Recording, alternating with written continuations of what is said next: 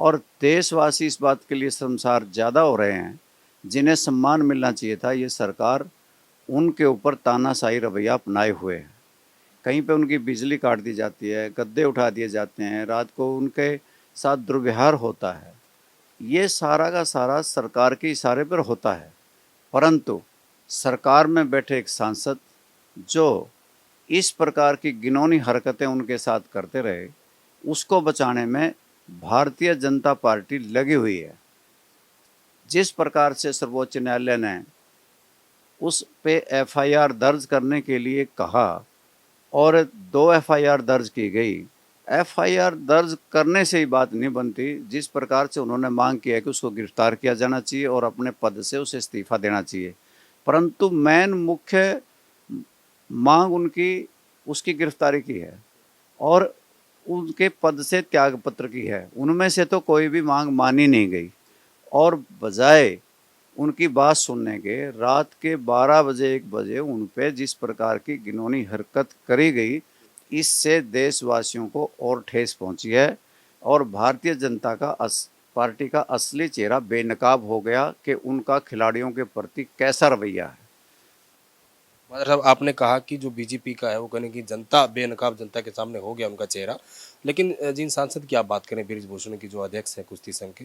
वो तो ये कह रहे हैं कि ये पूरा का पूरा जो कहीं ना कहीं षड्यंत्र उनके खिलाफ चल रहा है, राजनीतिक रंग उनको वो दे रहे हैं कि कहेंगे जो राजनीतिक लोग हैं उनके द्वारा ये खिलाड़ी बिठाए गए हैं और जो जो लोग यहाँ आ रहे हैं, जिन जिन नेताओं ने उनका समर्थन किया उनका साथ दिया, उनके बारे में उन्होंने कहा कि जितने सारे अनैतिक लोग हैं वो वहाँ जा रहे हैं, तो अनैतिक लोग नैतिक बातें कैसे कर सकते हैं? उनकी इस टिप्पणी को आप कैसे देखते हैं? मैं समझता हूँ बृजभूषण जी के ऊपर तो 42 मुकदमे हैं,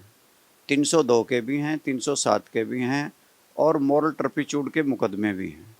और ऐसे व्यक्ति के परिवार के सदस्य, एक विधायक हैं, उसके बेटे, एक वहाँ के कुश्ती संघ के प्रधान हैं, सारा परिवार इसी काम पे लगा हुआ है। दूसरी तरफ जो लोगों को अनैतिक कहता है, उनके आचरण तो बहुत उच्च है, चाहे वो भारतीय किसान यूनियन के हों, नेता गए हों वहाँ पे, चाहे कोई सांसद गए हों, चाहे वो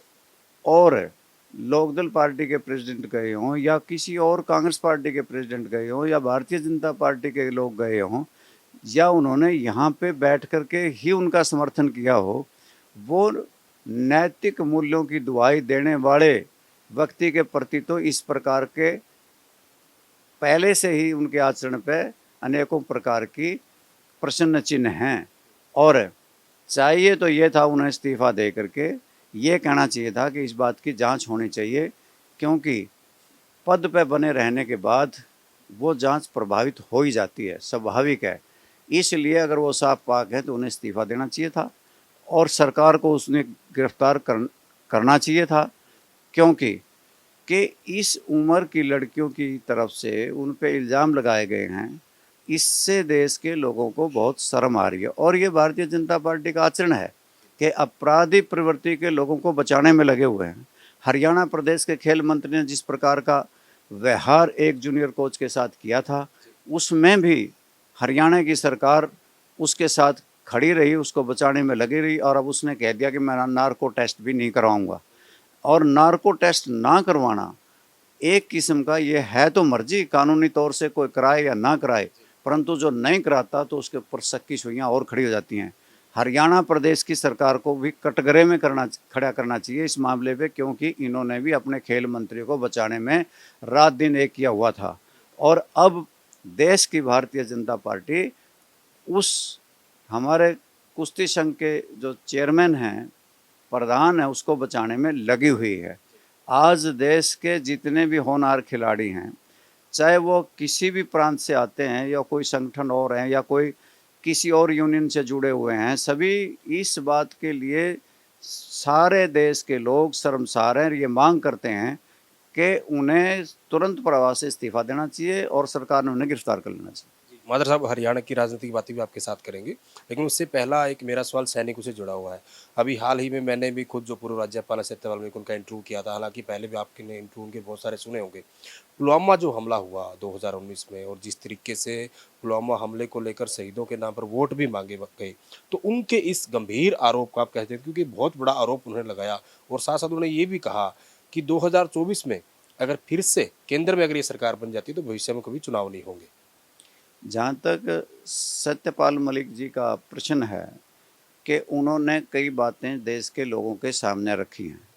दो तो फाइलों का जिक्र उन्होंने किया कि जिसके अंदर मोटे पैसे के का घोटाला था, जिसका उन्होंने हस्ताक्षर करने से, उसको मंजूरी देने से मना कर दिया और देश के प्राइम मिनिस्टर के नोटिस में भी उन्होंने दी। ये ऐसा कोई ही व्यक्तित्व होता है ऐसा दबंग जो ऐसी आवाज़ उठा सकता है। उसके लिए इस देश के लोगों को सतपाल मलिक जैसे व्यक्तित्व पे गर्व है, गौरव महसूस हम लोग करते हैं। और जिस प्रकार से उन्होंने कहा कि अगर हम सैनिकों को उस रास्ते ना जाने देते जिस रास्ते से वो गए, और जिस प्रकार की उन्होंने मांग की थी कि उन्हें हवाई जहाज़ प्रोवाइड किए जाएं और उन्हें नहीं दिया गया, जिसकी वजह से उनका इस प्रकार की हत्याएं हुई, उनके ऊपर गोलीकांड हुआ। और मैं समझता हूं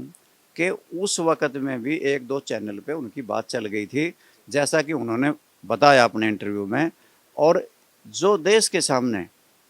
बड़े-बड़े नेता हैं, जो आज सर्वे सर्वा हैं, उन्होंने उनको ये कहा कि ये बात